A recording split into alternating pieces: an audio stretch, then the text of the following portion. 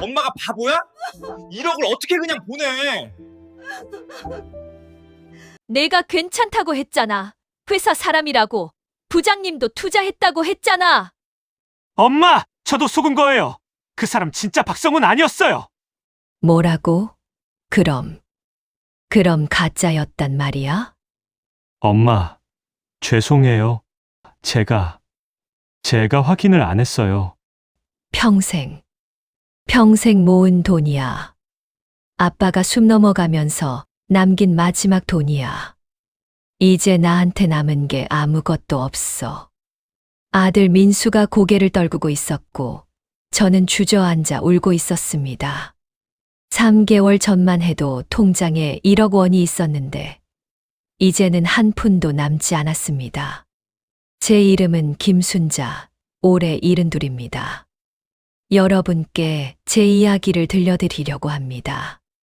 부끄럽고 창피한 이야기지만 같은 일을 겪는 분들이 없기를 바라는 마음에서 용기를 냅니다. 평생을 알뜰하게 살았습니다. 남편과 함께 작은 식당을 운영하면서 아들 하나, 딸 하나를 키웠습니다. 새벽 5시에 일어나 시장 보러 가고 밤 11시까지 설거지를 하던 날들이었습니다. 손님이 없어도 웃었고 힘들어도 참았습니다. 자식들만 잘 크면 된다고 생각했으니까요. 아이들 학원비 내느라 저희는 외식 한 번 못했고 옷도 몇 년씩 입었습니다. 하지만 불평하지 않았습니다. 우리 부부에게는 자식들이 전부였으니까요. 아들 민수는 공부를 잘했습니다. 밤늦게까지 책상에 앉아있는 아들을 보면서 야식을 챙겨주고 등록금 마련하느라 적금을 깼습니다. 덕분에 민수는 좋은 대학에 들어갔고 졸업 후 대기업에 취직했습니다. 딸 지혜는 착했습니다. 언니 오빠들이 새 옷 사는 동안 물려받은 옷을 입어도 불평 안 하고 오히려 식당 일을 도왔습니다. 설거지도 하고 손님 응대도 했습니다. 그런 딸이 결혼해서 부산으로 시집 갔을 때는 섭섭했지만 행복하게 사는 모습에 위로를 받았습니다. 남편은 5년 전에 세상을 떠났습니다. 폐암이었는데 담배를 평생 피웠던 게 화근이었습니다. 식당 일이 워낙 스트레스가 많아서 담배로 푸는 거라며 제가 뭐라고 해도 끊지 못했습니다. 처음 기침이 심해지고 숨이 차기 시작했을 때 남편은 감기려니 했습니다. 병원에 가보라고 해도 바쁘다며 미뤘습니다. 그렇게 6개월을 버티다가 결국 쓰러졌고 병원에 실려갔을 때는 이미 말기였습니다. 의사가 말했습니다. 수술을 해도 1년 정도밖에 못 사십니다. 항암 치료를 하면 조금 더 연장할 수 있지만 고통스러울 겁니다. 그래도 했습니다. 남편을 보내고 싶지 않았으니까요. 항암 치료를 시작했고 남편은 매일 토하고 머리카락이 빠지고 몸무게가 20kg나 줄었습니다. 병원비가 엄청났습니다. 한 달에 300만 원씩 나갔고 1년 동안 4천만 원이 들어갔습니다. 식당을 팔아서 마련한 돈과 저축해둔 돈을 다 썼습니다. 결국 남편은 1년 6개월을 버티고 떠났습니다. 마지막 순간 남편이 제 손을 꼭 잡고 말했습니다. 여보, 미안해. 당신 고생만 시키고 남은 돈으로 편하게 살아요. 자식들한테 손 벌리지 말고. 그 말을 남기고 남편은 눈을 감았습니다. 장례를 치르고 나니 통장에 1억 원이 남았습니다. 남편 회사 퇴직금 3천만 원, 식당 팔아서 남은 돈 4천만 원, 평생 모아둔 저축 3천만 원이었습니다. 병원비로 절반을 썼지만 그래도 1억 원은 남았습니다. 남편이 떠나고 나니 혼자 남았습니다. 식당은 정리했고 작은 아파트에서 혼자 살았습니다. 20평 아파트였는데 혼자 살기에는 적당했습니다. 아들 민수는 서울에서 대기업에 다니고 있었습니다. 한 달에 한 번 정도 전화가 왔고 명절에 얼굴을 봤습니다. 며느리는 괜찮은 사람이었지만 시어머니를 좋아하지는 않는 것 같았습니다. 손주 둘을 데리고 오면 시끄럽지만 그래도 좋았습니다. 딸 지혜는 부산에 살았습니다. 전화는 자주 했지만 멀어서 자주 만나지는 못했습니다. 시집살이가 힘들다는 이야기를 가끔 했는데 제가 뭐라고 할 수도 없었습니다. 며느리 사는 게 다 그런 거니까요. 1억 원은 제 노후 자금이었습니다. 남편과 평생 일해서 모은 돈으로 이 돈으로 병원비 쓰고 생활비 쓰면서 조용히 살아가려고 했습니다. 자식들한테 손 벌리기 싫었고 제 힘으로 살고 싶었습니다. 남편이 마지막으로 한 말이 계속 떠올랐습니다. 자식들한테 손 벌리지 말라고 남은 돈으로 편하게 살라고 했습니다. 그 약속을 지키고 싶었습니다. 은행 정기예금에 넣어뒀습니다. 이자가 많지는 않았지만 안전했습니다. 1년에 3% 정도였으니까 1억 원에 300만 원 이자가 나왔습니다. 한 달에 25만 원꼴이었죠. 거기에 국민연금 30만 원이 나왔습니다. 남편 명의로 받는 유족연금이었는데 한 달에 55만 원으로 생활했습니다. 아껴 쓰면 충분했습니다. 외식은 거의 안 했고 옷도 사지 않았습니다. 장을 볼 때도 할인 상품만 샀고 전기세 아끼려고 여름에도 에어컨을 안 켰습니다. 평생 절약하며 살아왔으니 힘들지 않았습니다. 그렇게 3년을 살았습니다. 그런데 2년 전 아들 민수가 말했습니다. 엄마, 정기예금만 하지 말고 투자 좀 하세요. 요즘 시대에 은행 이자로는 물가도 못 따라가요. 투자는 위험하다고 하고 말았지만 민수는 계속 말했습니다. 엄마, 물가가 얼마나 오르는지 아세요?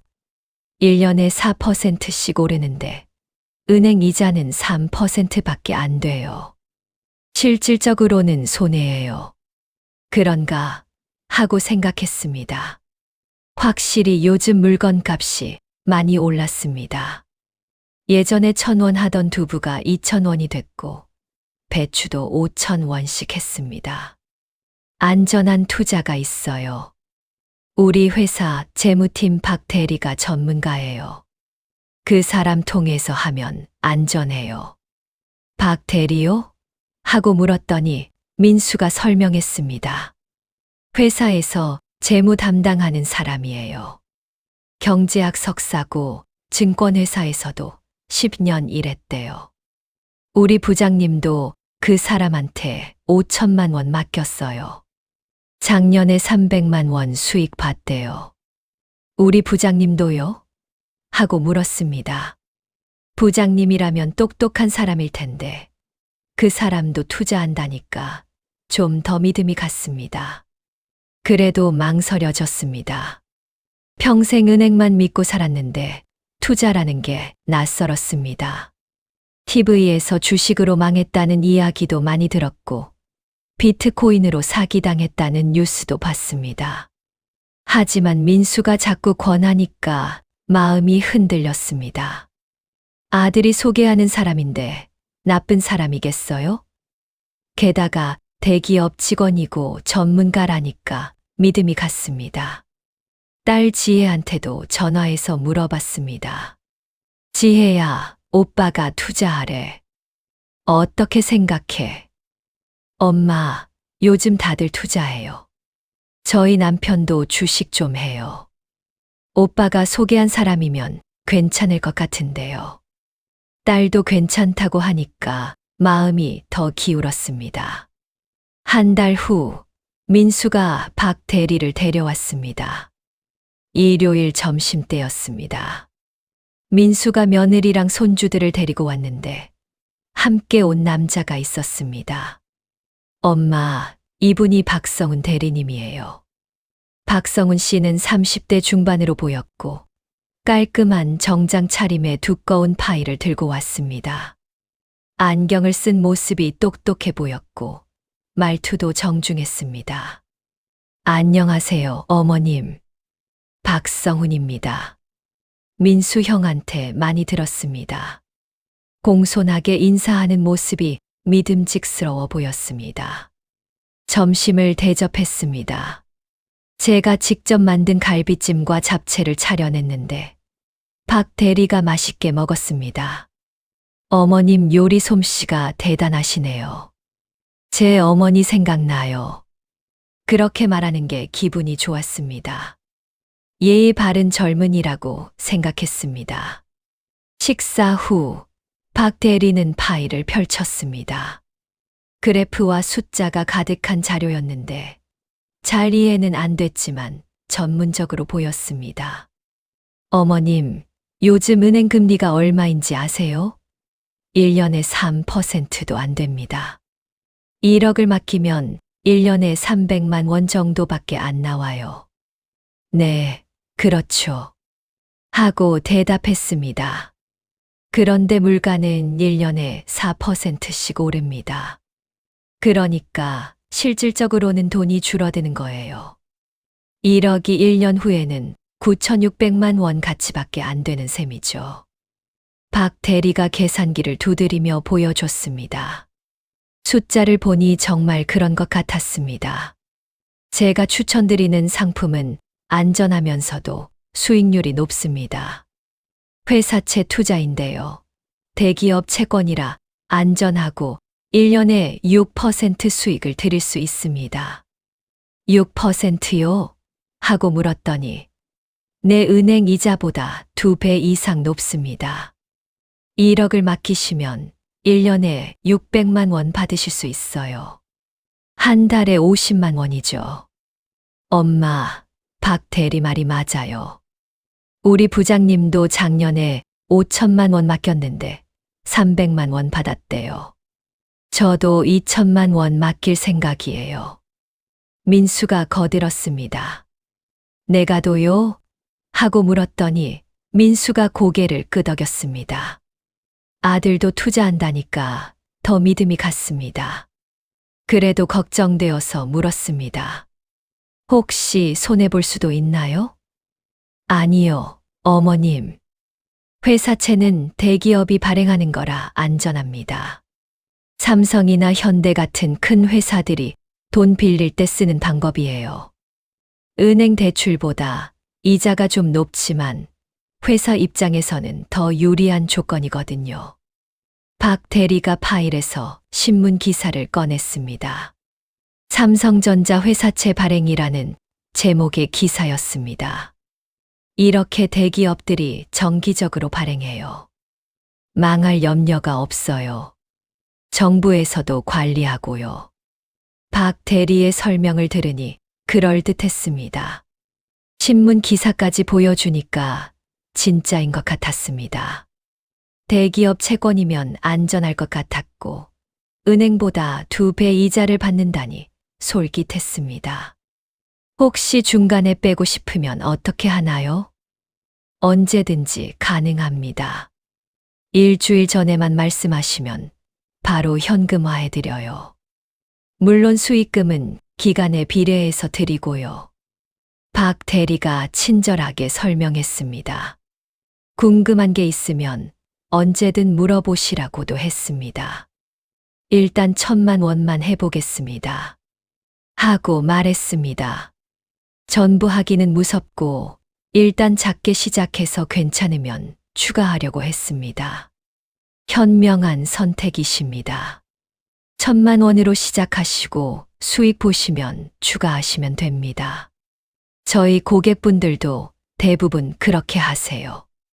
박 대리가 고개를 끄덕였습니다.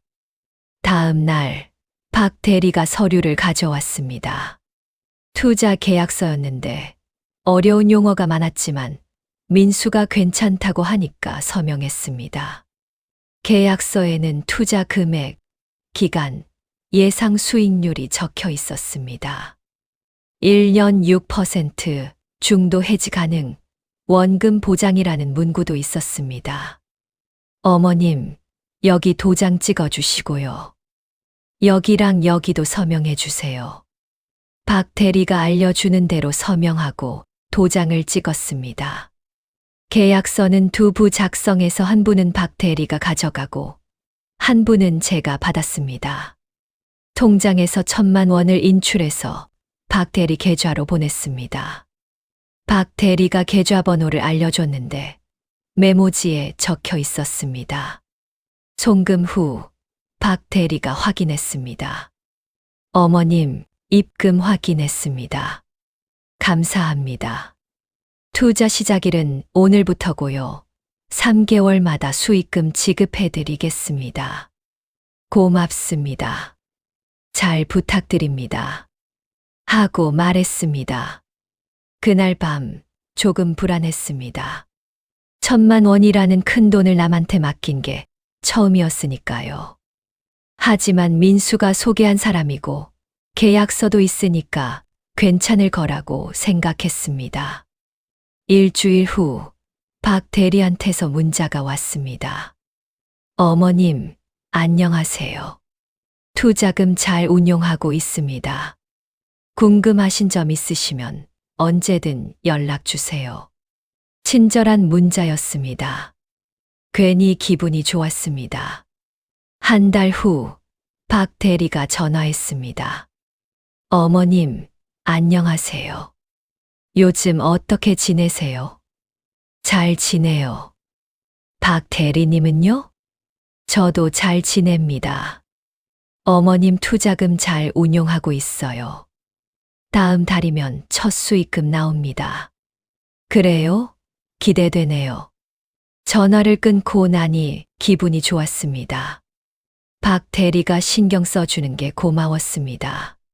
석 달 후 박 대리한테서 연락이 왔습니다. 어머님, 수익금 나왔습니다. 석 달이니까 150만 원입니다. 1년 6%니까 3개월이면 1.5%거든요. 정말요? 하고 물었습니다. 계산해보니 맞았습니다. 1,000만 원에 1.5%면 150만 원이었습니다. 네, 곧 입금해드리겠습니다. 다음 날 제 통장에 150만 원이 들어왔습니다. 석 달 만에 이런 돈이 생기다니 놀라웠습니다. 은행이었으면 75만 원 정도밖에 안 받았을 텐데 2배가 넘었습니다. 민수한테 전화했습니다. 민수야, 박 대리가 돈 줬어. 석 달에 150만 원이나. 그러게요, 엄마. 제가 말했잖아요. 괜찮다고. 민수도 기뻐했습니다. 내도 받았니? 네, 저도 50만 원 받았어요. 2천만 원 맡겼으니까요. 아들도 수익을 보니까 더 안심이 됐습니다. 그 후로 박 대리가 가끔 연락했습니다.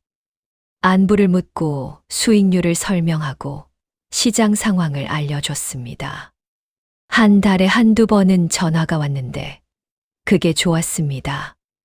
혼자 사는 노인한테 누군가 관심을 보이는 게 반가웠습니다. 3개월 후 또 150만 원이 들어왔습니다. 정확히 약속한 날짜에 입금됐습니다. 6개월 만에 300만 원을 받았습니다. 은행이었으면 150만 원밖에 못 받았을 텐데 2배를 받은 셈이었습니다. 친구들한테도 자랑했습니다. 경로당에서 만난 친구들한테 투자해서 돈 벌고 있다고 말했습니다. 어머, 순자씨 대단하네. 우리는 은행밖에 모르는데. 친구들이 부러워했습니다. 그게 기분이 좋았습니다. 그때 박 대리한테서 전화가 왔습니다. 어머님, 더 좋은 상품이 나왔습니다. 가상화폐 투자인데요. 비트코인 들어보셨죠? 비트코인이요. 뉴스에서 본 것 같은데 잘 모르겠다고 했습니다. 디지털 화폐예요. 요즘 전 세계적으로 투자 열풍이죠. 작년에 투자한 사람들은 3배 이상 수익을 봤어요. 3배요? 놀라서 물었습니다. 네. 하지만 변동성이 있어서 조금 위험할 수는 있습니다. 주식처럼 오르락내리락 하거든요. 그래서 전문가가 관리해 드려야 해요. 제가 매일 시장을 보면서 사고팔고 하니까 안전하게 수익 낼 수 있습니다. 고민이 됐습니다. 비트코인은 뉴스에서 위험하다고 들었습니다. 어떤 사람은 수억을 벌었다는데 어떤 사람은 전 재산을 날렸다는 이야기도 들었습니다. 하지만 박 대리가 전문가니까 관리를 잘 해주면 괜찮을 것 같기도 했습니다. 지난 6개월 동안 약속대로 수익금을 줬으니까 믿음이 갔습니다. 일단 생각해 보겠습니다. 하고 말했습니다. 그날 밤 인터넷으로 비트코인을 검색해 봤습니다. 민수가 사준 스마트폰으로 네이버를 켰는데 비트코인 뉴스가 많이 나왔습니다. 어떤 기사는 비트코인이 미래 화폐라고 했고 어떤 기사는 투기라고 했습니다. 혼란스러웠습니다. 며칠 후 민수한테 전화했습니다. 민수야, 박 대리가 비트코인 투자하래. 어떻게 생각해? 엄마, 요즘 다들 해요.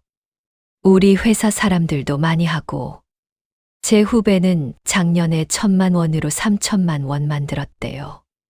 박 대리가 관리해주면 괜찮을 것 같은데요. 정말 3배나? 놀라서 물었습니다. 네, 물론 잘못하면 손해볼 수도 있지만 박 대리가 전문가니까 괜찮을 거예요. 저도 한번 해볼까 생각 중이에요. 아들도 괜찮다고 하니까 마음이 기울었습니다. 지혜한테도 전화했습니다. 지혜야, 비트코인 투자 어떻게 생각해? 엄마, 저는 잘 모르겠는데요. 근데 오빠가 괜찮다고 하면 괜찮은 거 아닐까요? 오빠가 더 잘 알잖아요. 딸도 오빠를 믿으니까 더 안심이 됐습니다. 다음 날 박 대리한테 전화했습니다. 박 대리님, 비트코인 투자해보겠습니다. 얼마나 넣으면 되나요? 1,000만 원 정도 추천드립니다. 너무 적으면 수익이 적고 너무 많으면 부담되니까요. 처음 하시는 분들은 보통 1,000만 원에서 2,000만 원 정도 하세요. 고민하다가 결정했습니다. 1,000만 원 더 하겠습니다. 좋은 선택이십니다. 회사채는 그대로 두시고 1,000만 원은 비트코인으로 운용하겠습니다. 그렇게 1,000만 원을 더 보냈습니다. 이제 총 2,000만 원을 투자한 셈이었습니다. 통장에는 8,000만 원이 남았습니다. 2주일 후 박 대리한테서 연락이 왔습니다. 어머님, 비트코인 가격이 올랐습니다. 지금 팔면 100만 원 수익이에요. 정말요?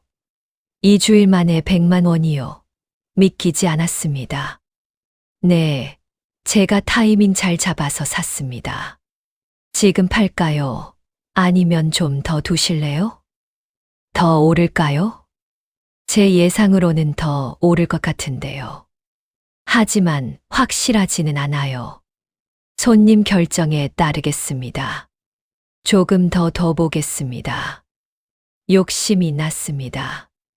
알겠습니다. 조금 더 지켜보겠습니다. 한 달 후 또 연락이 왔습니다. 어머님, 비트코인 가격이 많이 올랐습니다. 한 달 만에 200만 원 수익 났어요. 정말요? 놀라서 물었습니다. 네, 제가 타이밍 잘 맞춰서 샀습니다. 지금 팔면 1,200만 원이 되는데 어떻게 하시겠어요? 조금 더 두면 더 오를까요?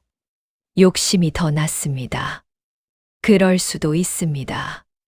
제 생각엔 조금 더 오를 것 같은데요. 하지만 투자는 타이밍이거든요.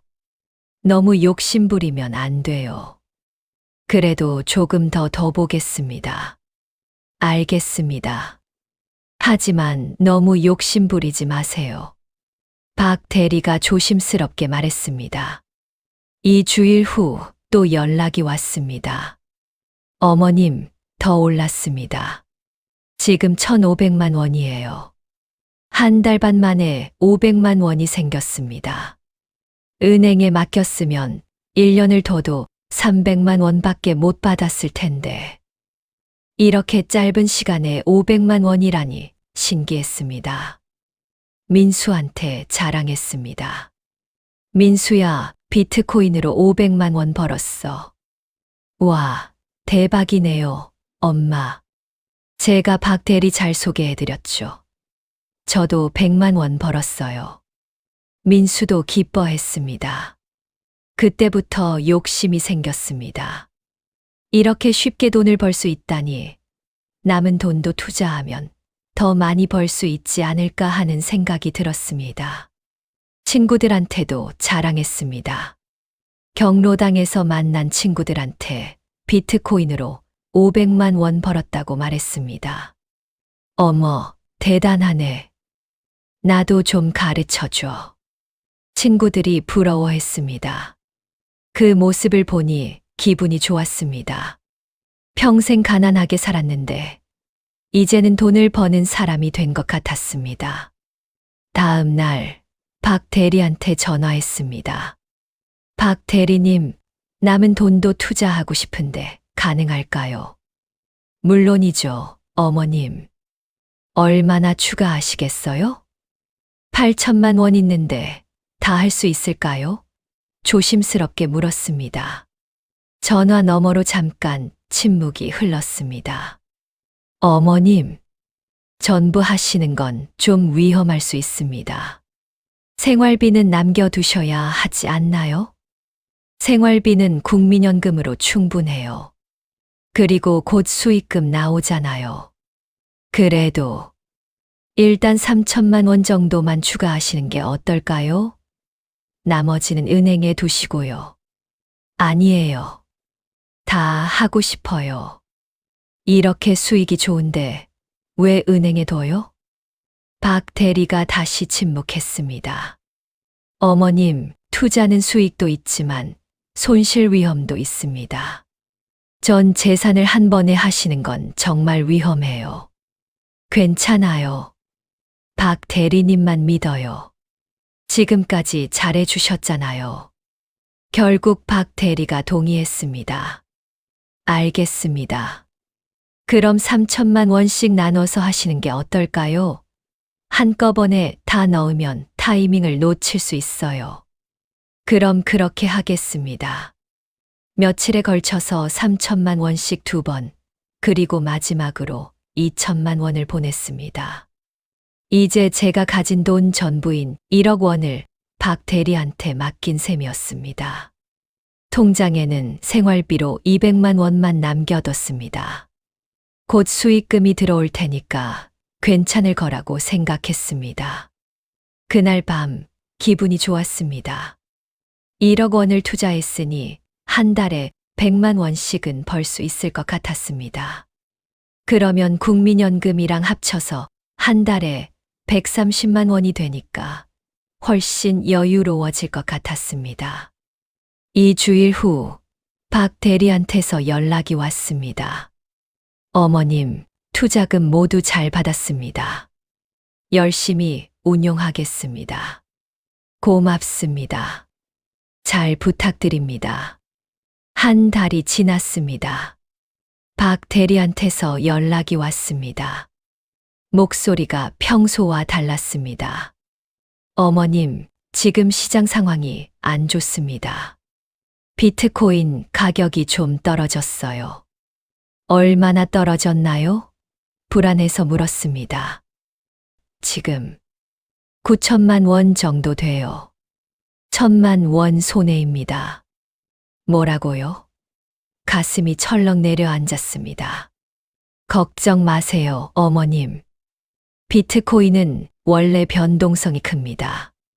오르락 내리락 하는 게 정상이에요.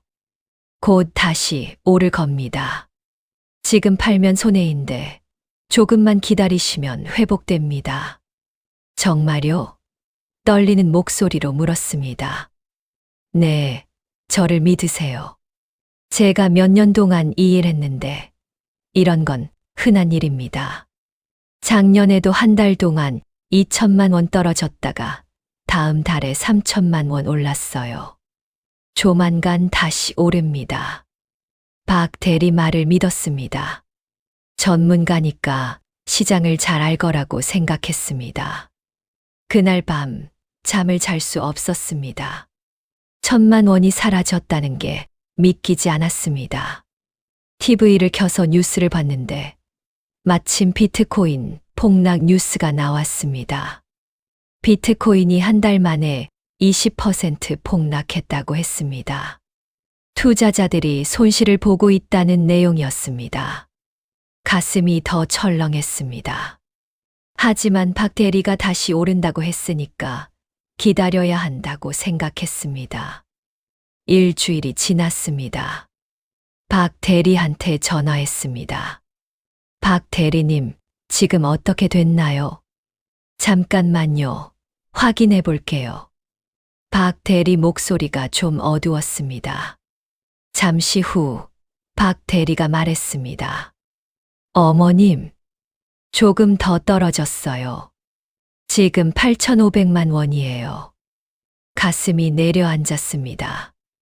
일주일 만에 500만 원이 더 날아간 것입니다. 언제 오르나요? 곧 오를 겁니다. 조금만 기다려 주세요.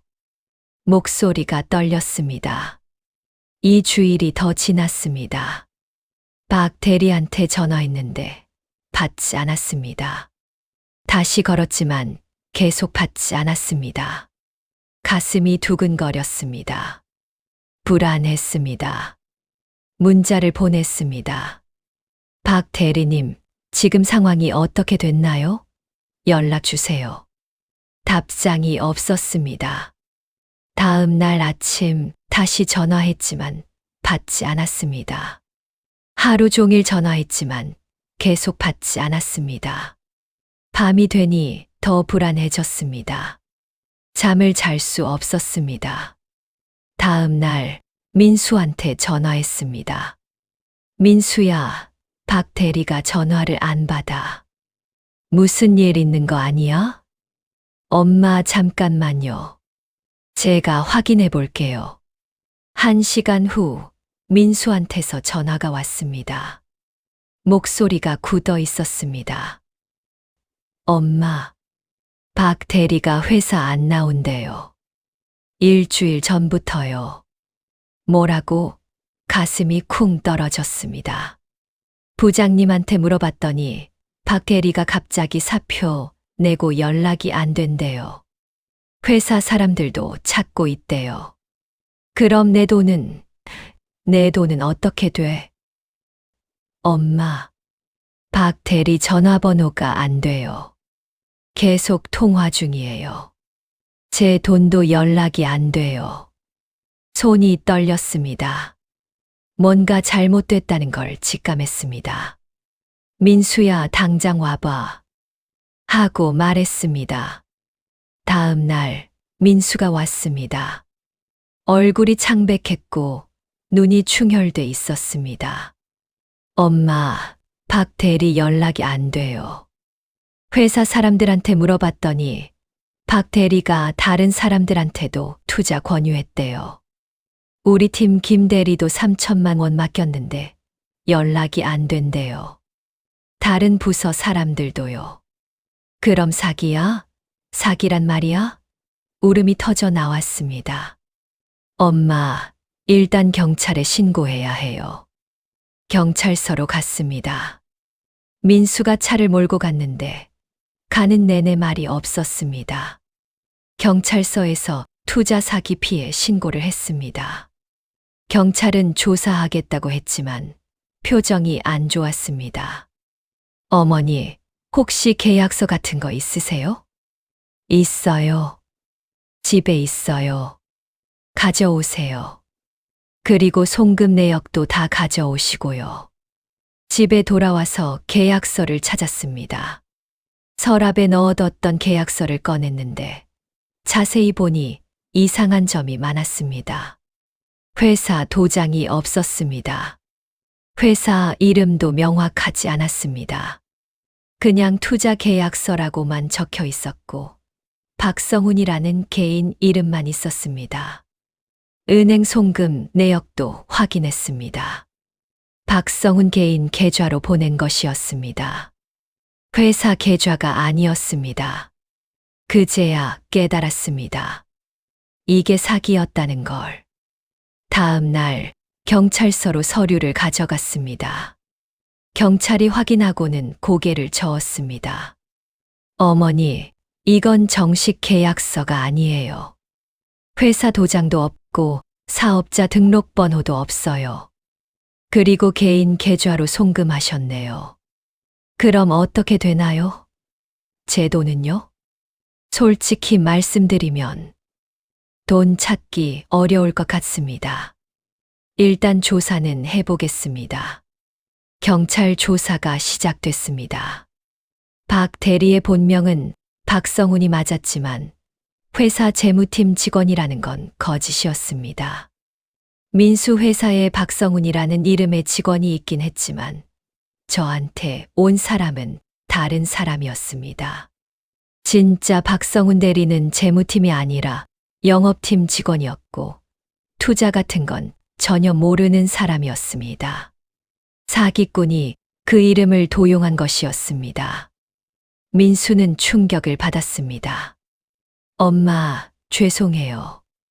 제가 확인을 제대로 안 했어요.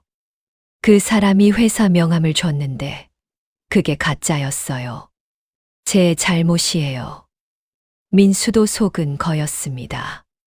사기꾼이 민수한테 접근할 때 진짜 박성훈 대리 이름을 대며 회사 사람인 척했고 가짜 명함까지 만들어서 보여줬던 것입니다.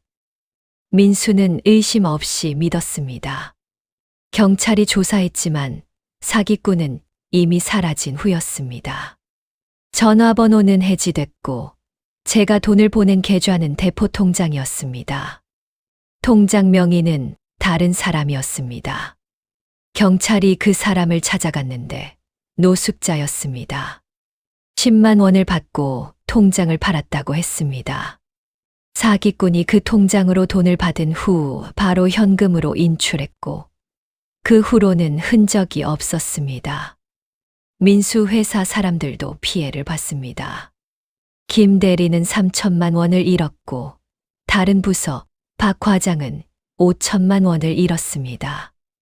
모두 합치면 3억 원이 넘었습니다. 경찰이 수사했지만 사기꾼을 찾지 못했습니다. CCTV도 확인했지만 얼굴을 알아볼 수 없었습니다. 항상 마스크와 모자를 쓰고 다녔던 것입니다.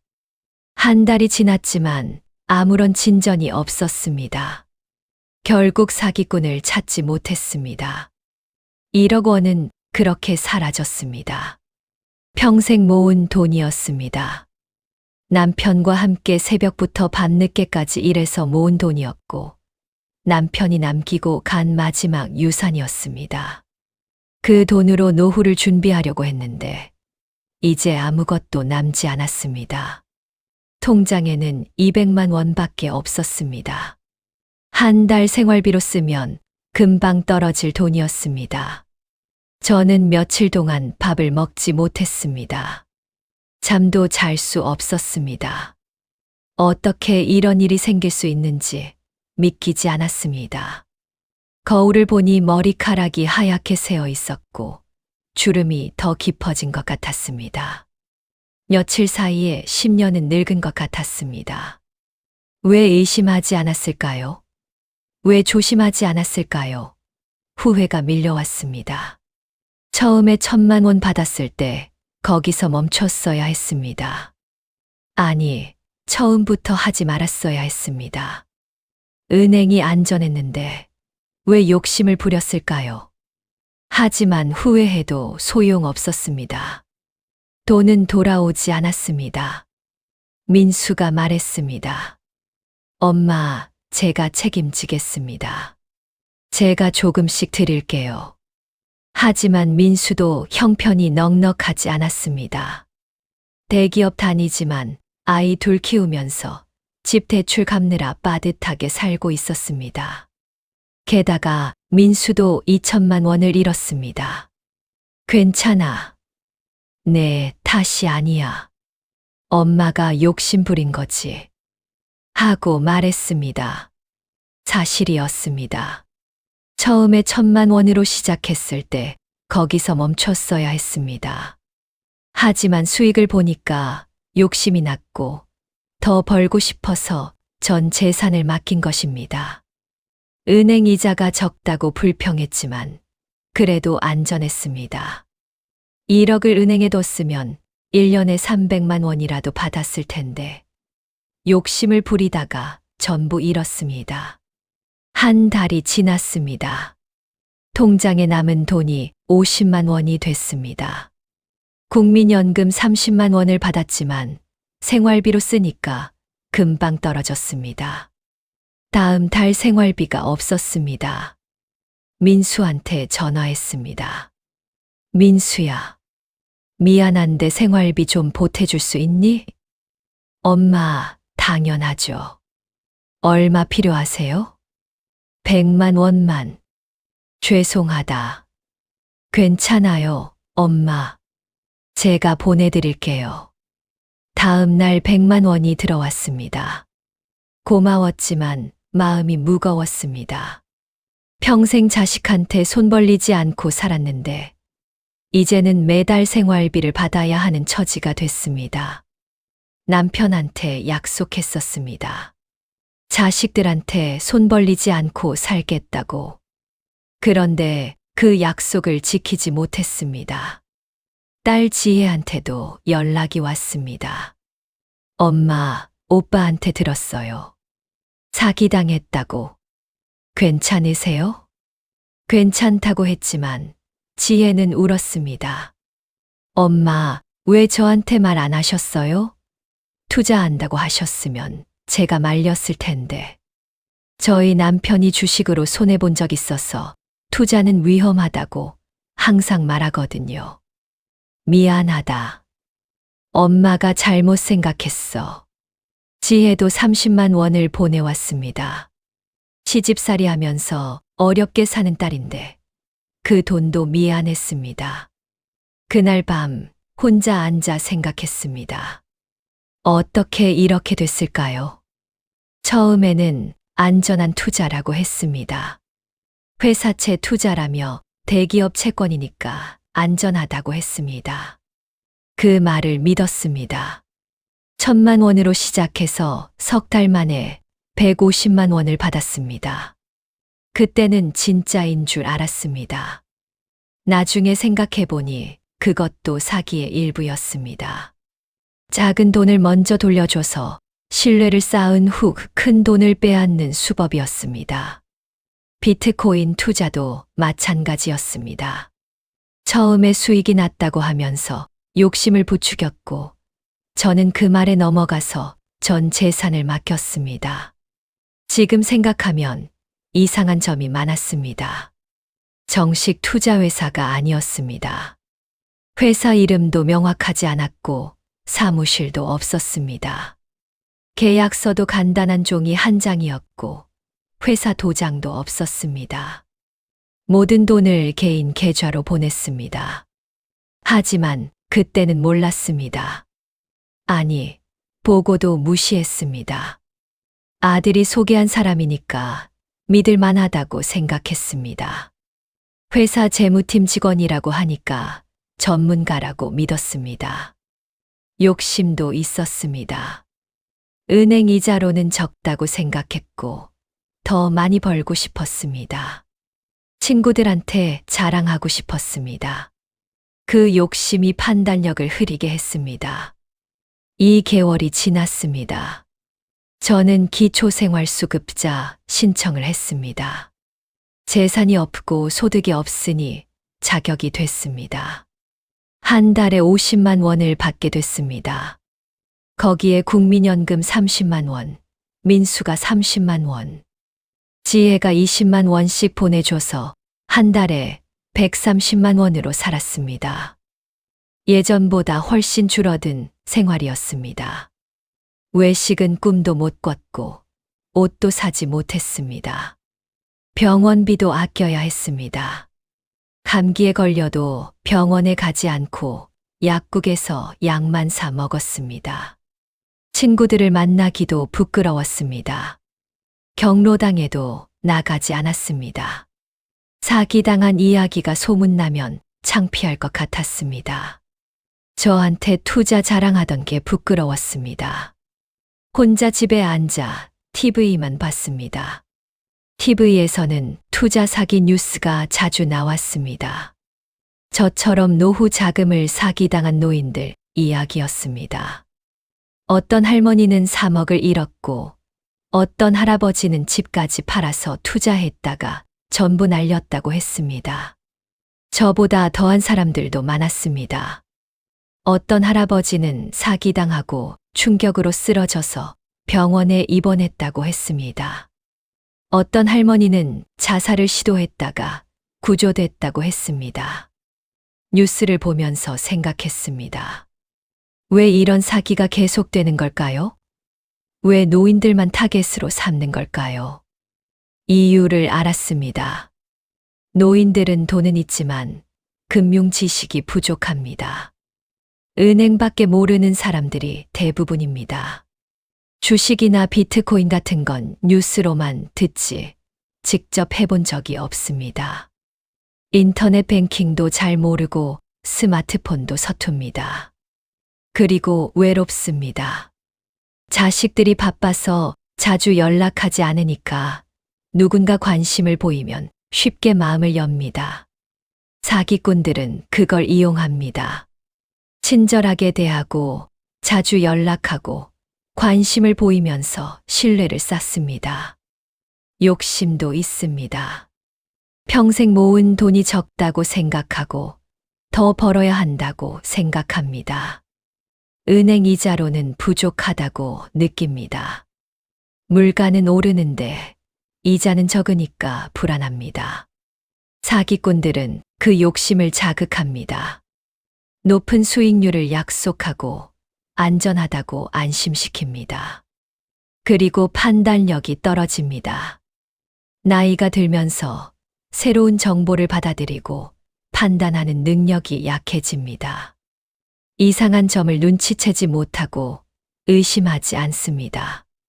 계약서를 꼼꼼히 읽지도 않고 전문 용어를 이해하지도 못합니다. 저도 그랬습니다. 외로웠고 욕심이 있었고 판단력이 부족했습니다. 6개월이 지났습니다. 민수가 찾아왔습니다. 엄마, 제가 알아봤는데요.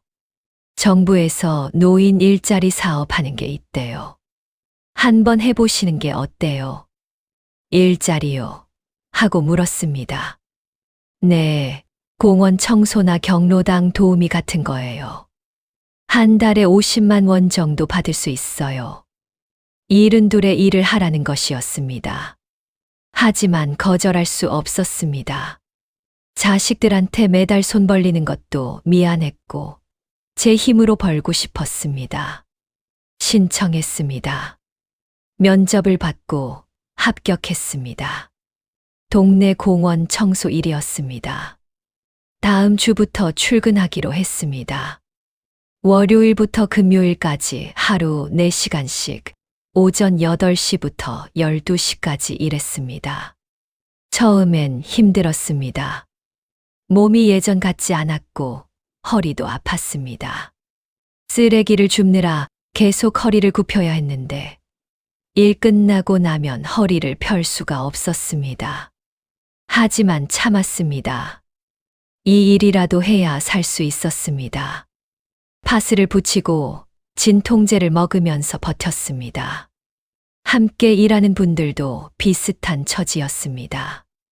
60대, 70대 노인들이 공원을 청소하고 낙엽을 쓸고 쓰레기를 주웠습니다. 모두 생활비가 필요해서 일하는 사람들이었습니다. 한 달에 50만 원을 받았습니다. 기초수급비 50만 원과 국민연금 30만 원을 합쳐서 130만 원이 됐습니다. 민수와 지혜한테 이제 보내지 말라고 했습니다. 제가 일해서 벌 수 있으니까요. 하지만 민수는 계속 30만 원씩 보내왔습니다. 미안해서 받지 말라고 했지만 민수는 괜찮다고 했습니다. 1년이 지났습니다. 저는 여전히 공원 청소 일을 하고 있습니다. 몸은 힘들지만 일이 있다는 게 다행이었습니다. 집에만 있으면 우울했는데 밖에 나와서 일하니까 조금 나았습니다. 함께 일하는 박 할머니와 친해졌습니다. 박 할머니도 비슷한 일을 겪었다고 했습니다. 5천만 원을 보이스피싱으로 잃었다고 했습니다. 우리는 점심 도시락을 먹으면서 이야기를 나눴습니다. 서로의 아픔을 위로했습니다. 혼자가 아니라는 게 위로가 됐습니다. 저녁에는 TV 대신 스마트폰으로 뉴스를 봅니다. 민수가 사준 스마트폰으로 유튜브도 보고 금융사기 예방 영상도 봅니다. 이제는 압니다. 투자 사기의 패턴을 압니다. 처음에 작은 수익을 주고 신뢰를 쌓고 큰 돈을 요구하는 방식을 압니다. 높은 수익률을 약속하는 건 다 의심해야 한다는 것도 압니다. 은행보다 2배, 3배의 수익을 준다는 말은 대부분 거짓입니다. 세상에 공짜 점심은 없습니다. 개인 계좌로 돈을 보내라는 것도 위험 신호입니다. 정식 투자회사는 회사 계좌가 있고 사업자 등록번호가 있습니다. 계약서를 꼼꼼히 봐야 한다는 것도 압니다. 회사 도장이 있는지 정식 서류인지 확인해야 합니다. 이해 안 되는 부분이 있으면 전문가한테 물어봐야 합니다. 그리고 무엇보다 욕심을 부리지 말아야 합니다. 안전한 게 최고입니다. 은행 이자가 적어도 잃지는 않습니다. 하지만 이제 와서 알아도 소용없습니다. 이미 돈은 사라졌고 다시 돌아오지 않습니다. 어느 날 경로당에서 비슷한 처지의 할머니를 만났습니다. 김 할머니는 작년에 6천만 원을 사기당했다고 했습니다. 부동산 투자 사기였는데 땅을 산다고 했는데 그 땅은 존재하지도 않았다고 했습니다. 저도 그런 일 겪었어요. 하고 말했더니 김 할머니가 고개를 끄덕였습니다. 요즘 노인 사기가 너무 많아요. 조심해야 해요. 맞아요. 하지만 당하고 나서 알게 되죠. 우리는 같이 차를 마시면서 이야기를 나눴습니다. 서로의 경험을 나누고 위로를 받았습니다. 그날 저녁 집에 돌아와서 노트에 글을 썼습니다. 제 경험을 적었습니다. 어떻게 사기를 당했는지, 어떤 말에 속았는지, 어떤 점을 놓쳤는지 상세하게 적었습니다. 그리고 경고 문구를 적었습니다. 높은 수익률을 약속하는 투자, 의심하세요. 세상에 쉽게 버는 돈은 없습니다. 개인 계좌로 돈 보내라는 것 절대 하지 마세요. 정식 회사는 회사 계좌가 있습니다. 아무리 친한 사람이 소개해도 직접 확인하세요. 제 아들도 속았습니다. 욕심을 부리지 마세요. 안전이 최고입니다. 은행 이자가 적어도 잃지는 않습니다. 잃어도 괜찮은 돈만 투자하세요. 전 재산을 걸지 마세요. 저는 전부 잃었습니다. 계약서를 꼼꼼히 읽으세요. 이해 안 되면 전문가한테 물어보세요. 너무 친절한 사람을 조심하세요. 사기꾼은 항상 친절합니다. 처음에 작은 수익을 주면 조심하세요. 신뢰를 쌓아서 큰 돈을 빼앗는 수법입니다. 이 글을 자식들한테 보냈습니다. 그리고 친구들한테도 보냈습니다. 제 실수를 통해 다른 사람들은 똑같은 일을 겪지 않기를 바랐습니다. 민수가 전화했습니다. 엄마, 글 잘 봤어요.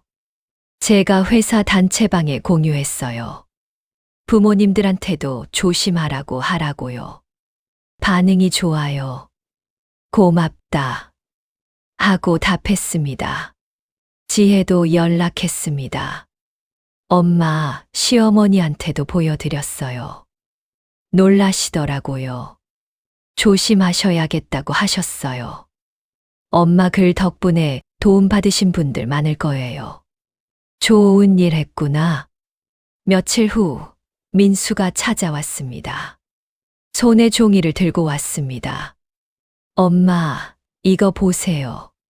제가 엄마 글을 금융감독원에 보냈는데 노인 사기 예방 캠페인에 쓰고 싶대요.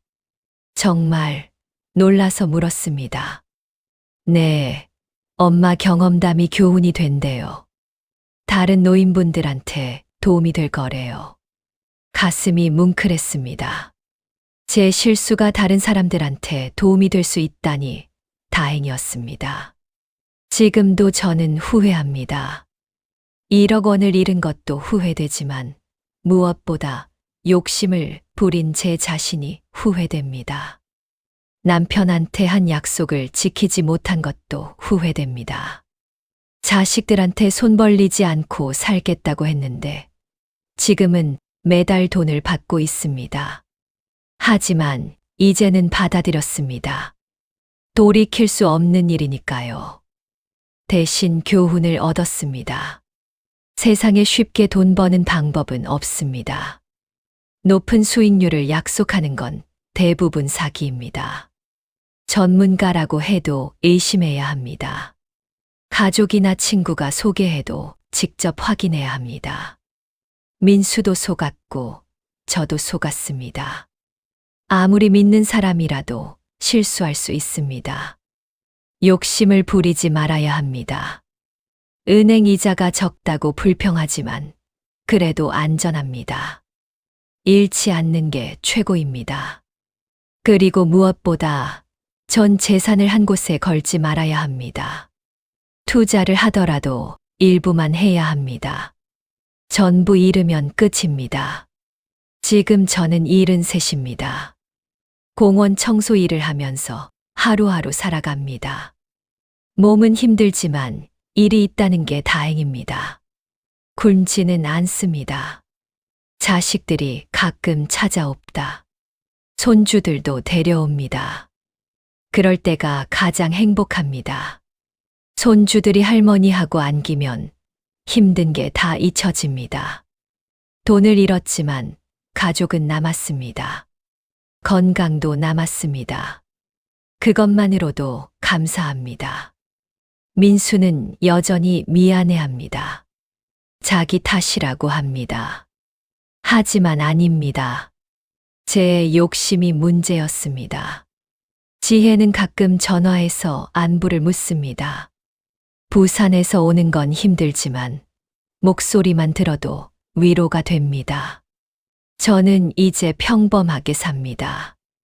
돈을 벌려는 욕심 없이 하루하루 감사하며 삽니다.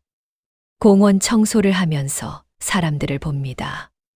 아침 운동하는 사람들, 산책하는 노인들, 뛰어노는 아이들.